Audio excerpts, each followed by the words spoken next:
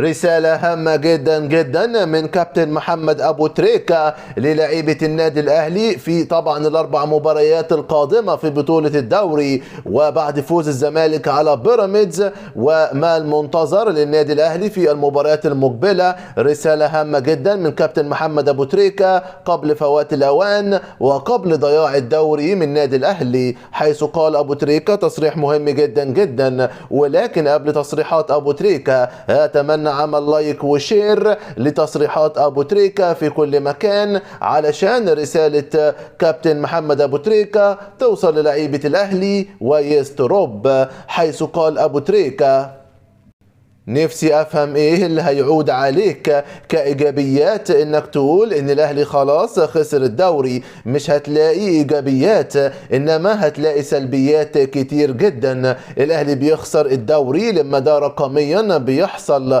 غير كده كل حاجة في الكورة واردة، وانت مش مطالب تقول غير ده. ليه كمان ترفع المسؤولية وضغوط المنافسة عن لعبتك؟ خليه يفضل يلعب على الهدف الاكبر وهو الدوري، ولو ما تحققش فوقتها الهدف اللي بعده غالبا هيتحقق تلقائيا وهو المركز الثاني والمشاركة في دوري أبطال أفريقيا. أنا ما بقولكش قول الأهلي هياخد الدوري عافية، حقك تشوف إن عمليا ونظريا حظوظك بقت الأقل ومش في إيدك إنما في أقدام المنافسين. بس في نفس الوقت اوعى تتبرع وترمي الفوطة، حط هدف واحد واضح وهو اكسب الاربع ماتشات اللي جايه. ده يخلينا نعمل ايه ويوصلنا لفين مش قصتنا، المهم الفريق يعمل اللي عليه. هتقول لي هي دي لعيبه تراهن عليها؟ هو ده مدرب؟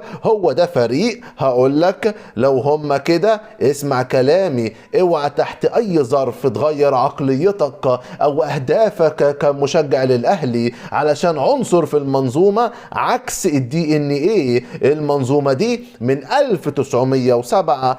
العنصر ده هو اللي لو مش على قدر طموحات جمهور الاهلي ومش هيقدر يتغير، صدقني لازما هيمشي وهيجي غيره. بس وقتها اللي هيجي ده هيلاقي عقليتك انت ثابتة. اتكلموا دلوقتي في الفوز بالاربع ماتشات اللي جايين وبس.